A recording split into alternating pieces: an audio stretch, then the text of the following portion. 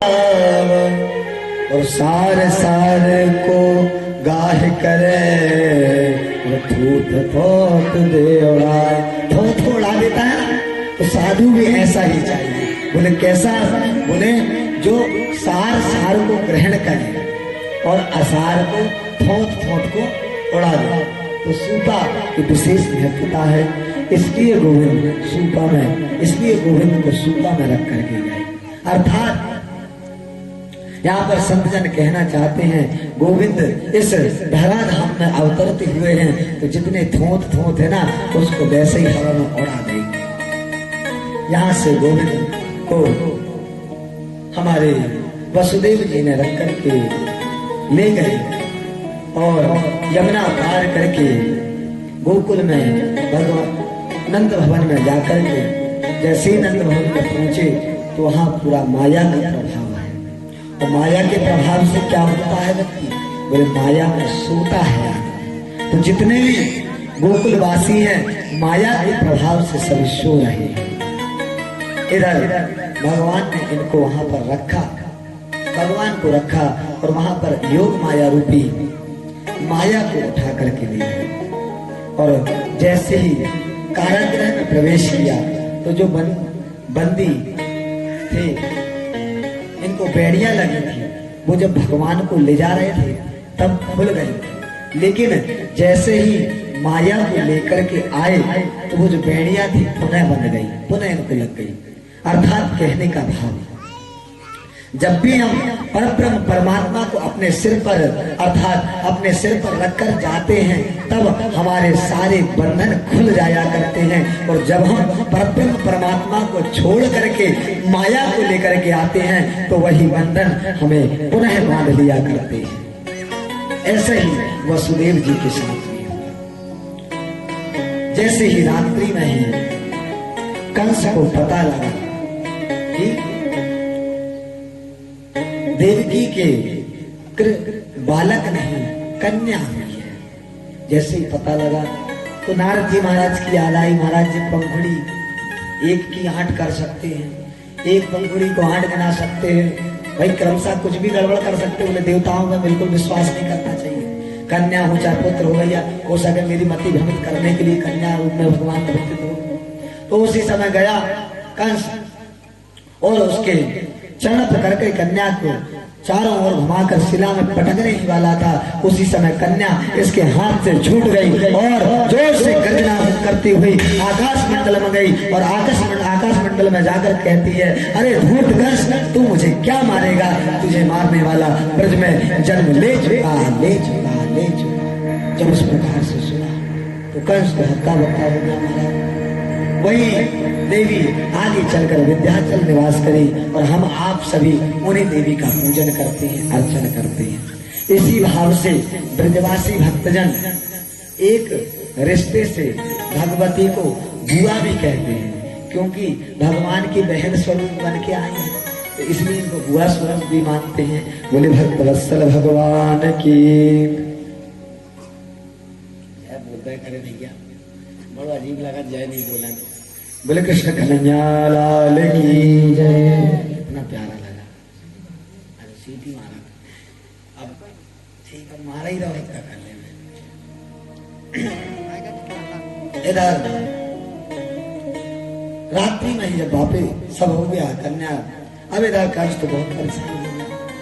और गोकुल की स्थिति देखें, अब गोकुल में क्या हुआ, उधर अब नंद बाबा हो गए हैं 90 वर्ष के और यशोदा मैया 85 वर्ष की है। थोड़ी थोड़ी ब्रजभाषा, क्योंकि वृंदावन का तो रसई ब्रजभाषा है। तो अब महाराज इनकी उम्र है गई 90 वर्ष की और हमारी यशोदा मैया की उम्र है गई कितनी वर्ष की? 85 वर्ष की उम्र है गई महाराज। लेकिन इनके घर में अभी संतान ना है भाई। इतने उम्र हैवे के बाद भी संतान नहीं आए भाई। एक तरह भयो ऐसो कि इनके घर में संतन की टोली आई। अब संतन की टोली तो आए गई। हमारे नंद बाबा तो नंद बाबा खूब मालपुआ रबड़ी खिंचाए महाराज, चकाचक मालपुआ रबड़ी पाए के जब ब्राह्मण के पेटन पे आह आह निकली तो वही समय आशीर्वाद निकस गयो। नंद बाबा पुत्रवान भवा पुत्रवान भवा। जब इस प्रकार से आशीर्वाद निकला तो नंद बाबा ने हाथ जोड़ करके कहो महाराज अब या बुढ़ापे में वो काहे को पुत्र है वो कहाँ संतान है जाएगी।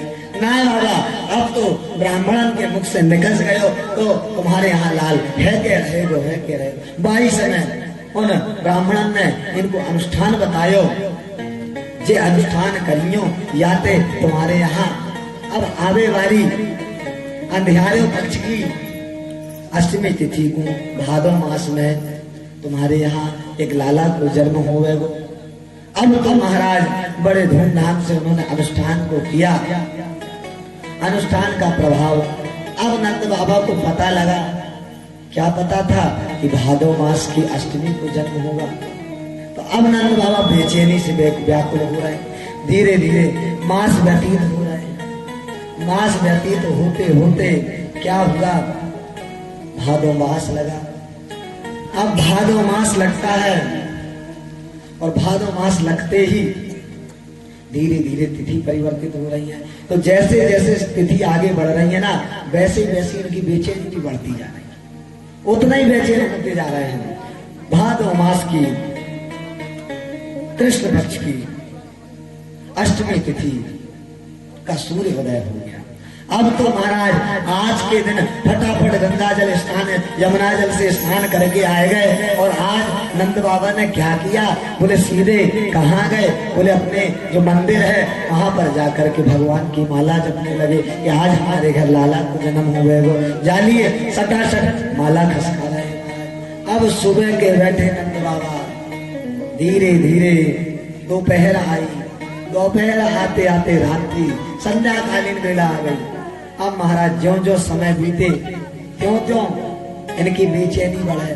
अब ये जप रहे थे ओम नमो भगवते वासुदेव ओम नमो भगवते वासुदेव ओम नमो। अब इनकी बेचैनी तो वहां लगी है ना कि अभी भयो का ना है तो का जपने लगे। अभी तो भयो ना है आगे को पतो ना है। अभी तो भयो ना है आगे को पतो ना है। अब माला चला रही है ओम नमो भगवते वासुदेव की जगह अभी तो भयो ना है आगे को पतो ना है। अभी तो भयो ना है और ये देखते जाओ। अब जैसे कहा भयो भगवान को लेकर के जब वसुदेव जी आए तो योग माया के प्रभाव से सबको नींद निद्रा आ गई। रात में जब योग माया को लेकर और कृष्ण भगवान को रखकर वहां से चले गए तो जैसे ही देखा जैसे रख कर गए तो हमारे भगवान इनकी नंदा सुनंदा नाम की जो बहन है ये अपनी नंदरानी के साथ में रहती है और इनको भी सबको नींद आ गई। और जैसे ही नंदा सुनंदा के कान में बालक की किलकारी गूंजी लाला की किलकारी गूंजी उसी समय उन्होंने जाकर देखा तो हमारी यशोदा मैया के बगल में एक लाल खेल रहा है। उसी समय जाकर के जब आवरण हटाकर देखा कितना हृष्ट पुष्ट लाल है तो बड़ी प्रसन्न हो गई और जोर से आवाज लगाने ही वाली थी कि लाला भयो। वही समय अपने मुंह में हाथ रख ली और चुपके से सीधी वहां से कहाँ पहुंची जहां पर हमारे नंद बाबा भगवान कृष्ण का वहां पर ओम नमो भगवते वासुदेव जहाँ बाबा बधाई हो बाबा बधाई हो बाबा बधाई हो। बोले क्या बात की बधाई है जो तो बता दे। बोले ऐसे ना बताऊंगी।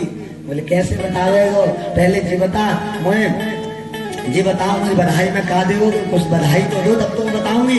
वही समय हमारे नंद बाबा ने कहा कि अपने गले ते मोतियन की माला निकारी और नंदा सुनंदा को प्रदान कियो। लेकिन नंदा सुनंदा तो जल्दी बता का भयो। बोले नंद के लाला भयो नंद के लाला भयो नंद के लाला भयो। अब तो महाराज धीरे धीरे धीरे पूरे ब्रजमंडल में भगवान कृष्ण के जन्म की खबर पहुंचने लगी। नंदस्त्वात्मजोत्पन्ने जातान लादो महामना और आई अभिप्राण वेद ज्ञान स्नाता सुचिरलंकृता वाचयित्वा स्वस्तयनं जात कर्मात्मजस्य वै और कार्यावास विधिवत पितृदेवार्चनं तथा। नंद बाबा ने सुबह ही उठते ही सबसे पहले क्या किया नंदस्पात उत्पन्न जाता लादो महामना। जैसे भगवान कृष्ण का जन्म सुना, उसी समय नंद बाबा ने ब्राह्मणों को बुलवाया। ब्राह्मणों को बुला करके वाचेत्वा स्वस्तयन जात कर्मात्मजस्य वै कारयामास विधिवत पितृदेवार्चनम तथा। तुरंत ब्राह्मणों को बुलवाया और स्वस्ति वाचन का पाठ करवाया। और जितने भी बोले कारयामास विधिवत पितृदेवार्चनम तथा, अपने जितने भी कर्म होते हैं जात कर्म संस्कार इत्यादि करवाया। अब तो धीरे धीरे धीरे धीरे ये आनंद की लहर पूरे ब्रजमंडल में पहुंचने लगी। अब तो जैसे जैसे ब्रजवासियों को इसका पता लगता है, सभी ब्रजवासी लोग चले जाते हैं और नंद बाबा के भवन में आ रहे हैं।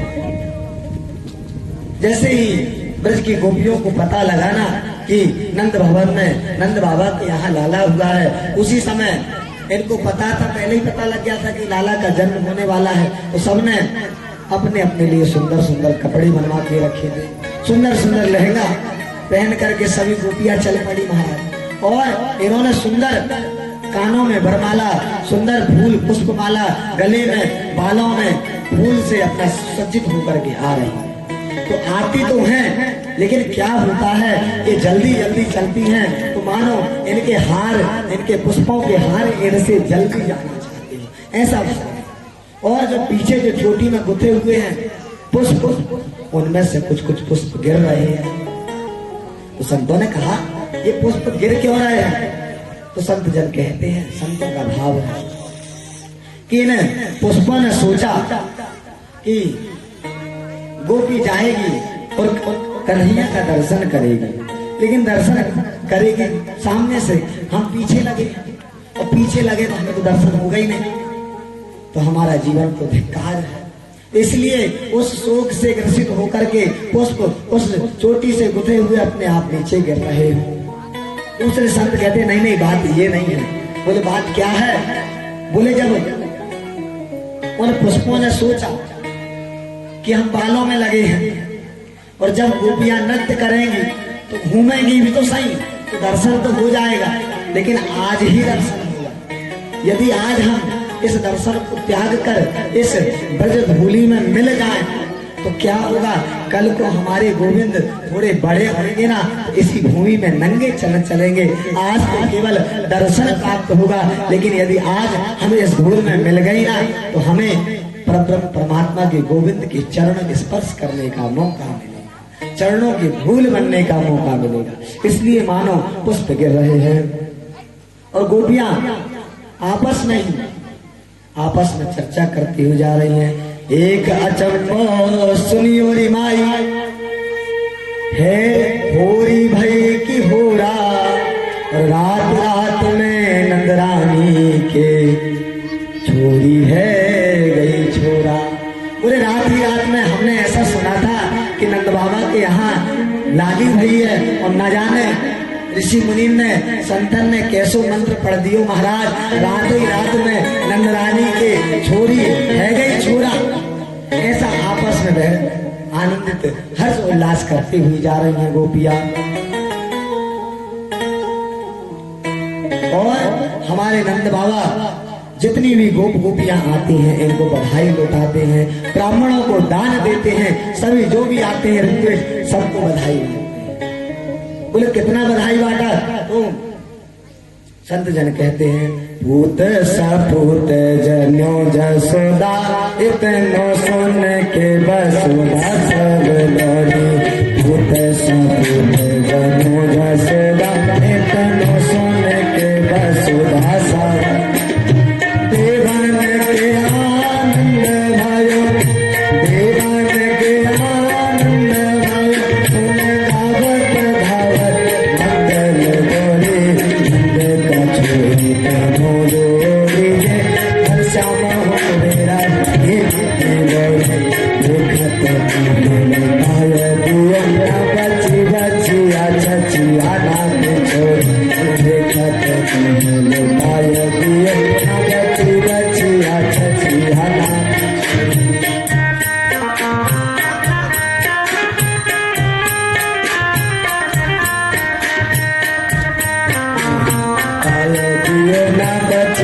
बचिया मांगो तो छोरी।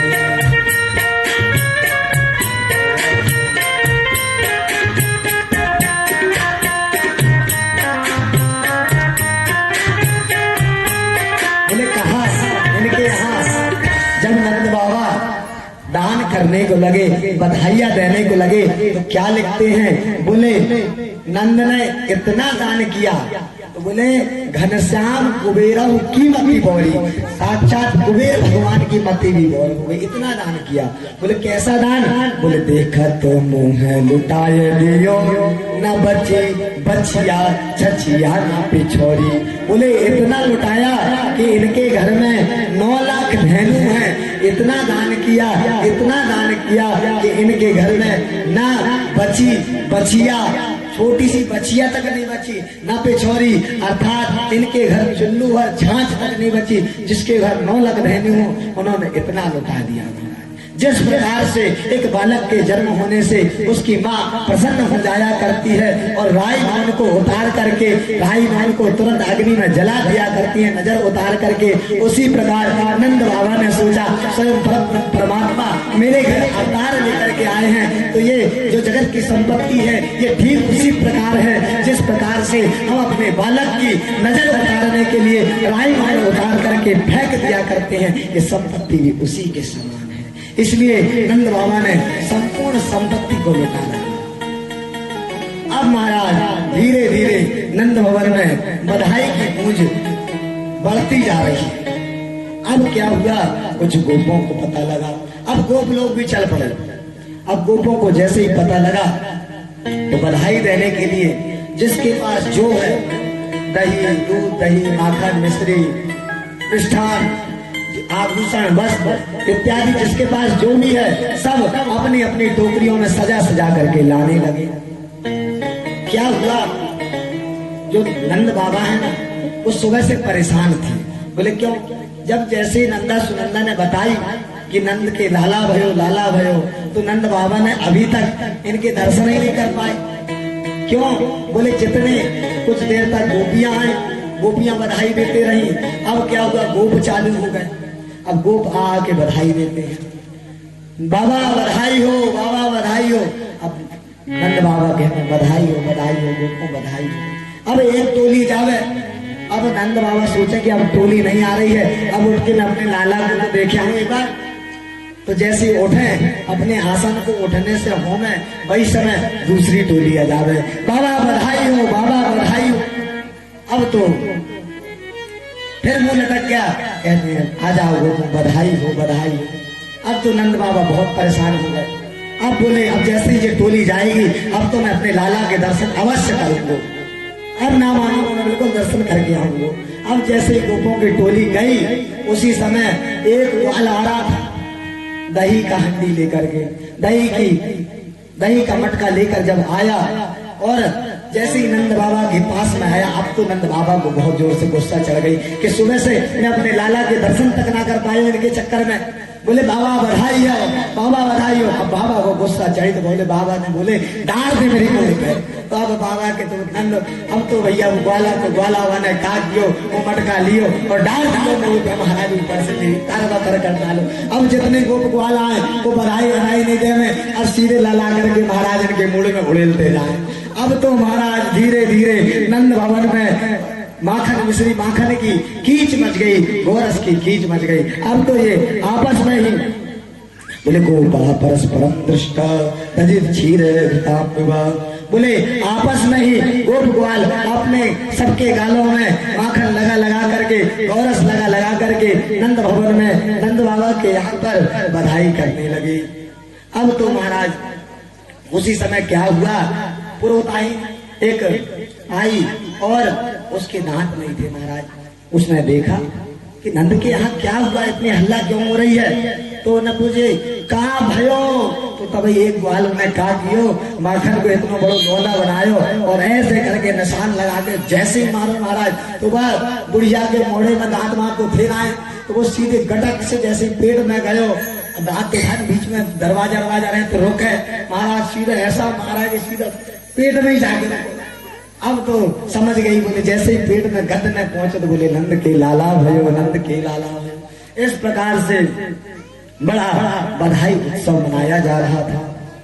अब ग्वालों के बाद में, अच्छा ग्वालों के बाद में अब बच्चों को पता लगा, छोटे छोटे बालकों को पता लगा, तो बालक भी बड़े तेज हैं, आए गोप ग्वाल मन सुखा मधुमंगल सुबल तो कृष्ण इत्यादि सभी ग्वाल बाल आए और आकर के बाबा से क्या कहते हैं, बाबा बधाई हो बधाई हो।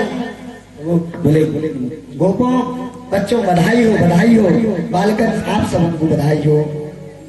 तो गोपों ने कहा, ग्वाल वालों ने क्या कहा, बोले बाबा हमको बधाई में एक केला चाहिए। केला जानते हैं आप केला? बोले हमें केला चाहिए बधाई में, हम छोटी मोटी वस्तु नहीं लेंगे। अरे बालका, अरे लालाओं तुम मुझे केला खाई क्यों मांग रहे हो? तो बोले केला हमें चाहिए, आप तो केला दो हमें। बोले कैसो किलो चाहिए तो बताओ। तो ग्वाल वाले क्या कहते हैं, बड़ा सुंदर केला मांगा इन्होंने। बोले कौन सा? बोले पेड़े की नींव रख बर्फी की भीत धर और रबड़ी के गारों से धर के चिनाए दे। बोले क्या करो? बोले पेड़ा की नींव धर, जो किला बनेगा हमारे लिए केला, उसमें बोले जो नींव रखी जाएगी ना उसको पेड़े की रखना। अरे पेड़े की नींव रख बर्फी की भीत धर और रबड़ी के गारों से धर के चिनाए दे। उसमें बोले सीमेंट नहीं, बोले काय का गारा?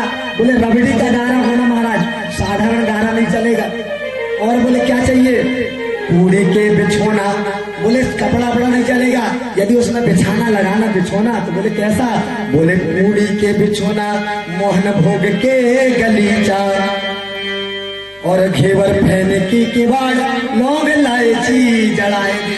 बोले घेवर फैने की किवाड़ बनना चाहिए उसमें, और अब नट बोल्ट कसने के लिए लगते हैं ना, पेचकस स्क्रू इत्यादि, तो बोले उसमें लौंग इलायची जड़ा के उसको बढ़िया तरीके से सुसज्जित किया करो। और बोले क्या चाहिए?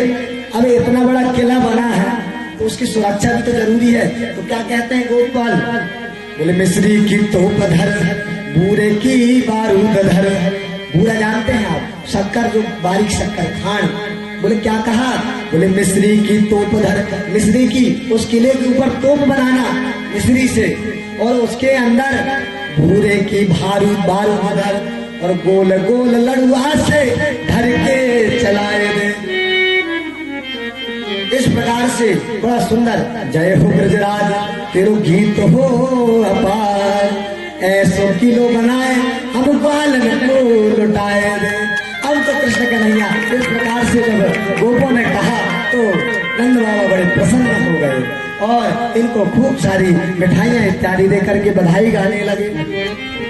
अब तो गोपियां भी इकट्ठी हो गई हैं, गोप लोग भी इकट्ठे हो गए हैं और ग्वाल भी इकट्ठे हो गए हैं और आपस में ही उसी नंद भवन की कीच में बधाई कर रहे हैं। उसी समय क्या हुआ, नंद बाबा ने देखा कि सब लोग नजर आ रहे हैं लेकिन रोहिणी माता नजर नहीं आ रही है। बोले क्यों नजर नहीं आ रही हैं? तो वहीं से तुरंत नंद बाबा गए रोहिणी जी के कक्ष में और रोहिणी जी को पकड़ा। अरे चलो बधाई में, तुम बधाई में नृत्य नहीं करोगी क्या? उसी समय रोहिणी जी ने अपने बलराम जी को लिया और लाकर के कन्हैया के बगल में रख दिया। अच्छा रोहिणी जी आई क्यों नहीं थी ये बताने आपको।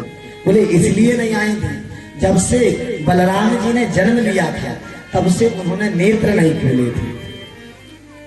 तो जो रोहिणी जी थी बहुत दुखी थी कि मेरा बालक नेत्र क्यों नहीं खोल रहा है, और मैं यदि नंद बाबा को जाकर ये बात बताऊं तो वो अभी प्रसन्न है, ये बात सुनकर के कहीं दुखी ना हो जाए। और जब नंद बाबा दौड़ के आए, इनकी बात सुने ही नहीं, इनके हाथ पकड़ के जब ले गए तो जब इनने अपने बालक को ले जाकर के कन्हैया के बगल में रखा, जैसे ही कन्हैया के बगल में रखा बलदाऊ जी महाराज अपने नेत्रों को भी खोल लिए और खिलखिला करके हंसने लगे।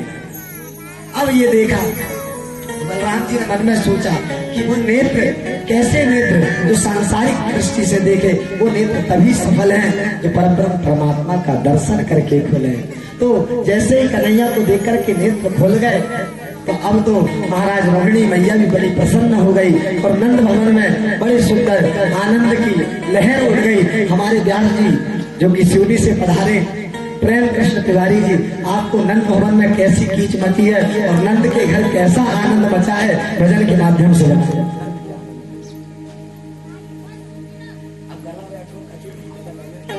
नंद के आनंद भयो जय कन्हैया लाल की।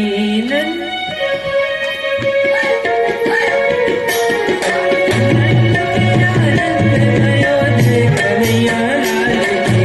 नंद के आनंद भयो जय कन्हैया लाल की। नंद के आनंद भयो जय कन्हैया लाल की। नंद के आनंद भयो जय कन्हैया लाल की। जय कन्हैया लाल की जय हो गोपाल की।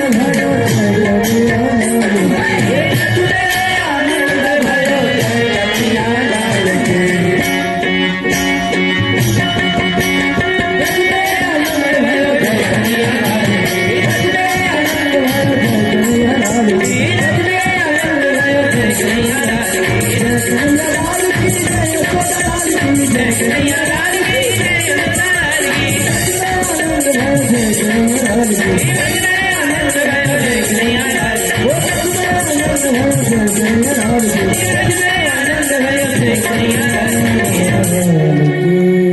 वृंदावन में हरिलाल की जय। इस प्रकार से बड़ा ही सुंदर ब्रज में बधाई उत्सव मनाया गया। और कहते हैं एक इस बधाई उत्सव का एक संत जन बड़ा ही सुंदर पद बनाते हुए कहते हैं, ब्रजवासी भक्त का भाव है।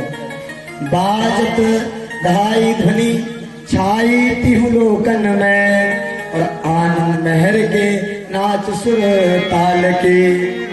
सुत को जन्म सुनी सुर मुनि आनंद भयो, बुंद भी बाजे पुष्प बरसा रसाल के। फूल सब गोपी फूले सब गोप गोपी आनंद उमंग में, और गोपन नवेद सुध भूल आज कल की। ब्रज में ब्रज चंद्र भयो जा जसुदा पर चंद्र भयो, नंद के घर आनंद भयो जय कन्हैया लाल की। इस प्रकार से बोले क्या लिखा है, बोले गोपन नवेली सुध भूले आज कल। बोले कहने का तात्पर्य समय ऐसा व्यतीत होते गया कि गोपों को ग्वालों को सुध ही नहीं रही। भैया यार तुम्हारे इतना पावर मत दिखाओ यार, सही बता रहा हूँ। यदि जय स्थिति रही तो लास्ट तक मेरा गला बोलना ही बोले, फिर क्या मतलब रह जाएगा तुम्हारी भी। बस बोले कृष्ण कन्हैया लाल की जय। अब तो महाराज बढ़ाओ ना, हल्का इको दे उसमें। श्री राधे बोले कृष्ण कन्हैया लाल की, भक्त वत्सल भगवान की जय। बोले नंद उत्सव में इतना व्यस्त हो गए ब्रजवासी कि इनको पता ही नहीं चला कि समय कहते व्यतीत हो गया। अब तो महाराज उसी समय नंद बाबा को याद आया कि हमने कंस को कर नहीं दिया है। यदि हमने सही समय पर कर नहीं लौटाया तो कंस हमें दंडित करेगा। इसलिए क्या किया, गोपाल गोकुल रक्षाया निरूप्या मथुरा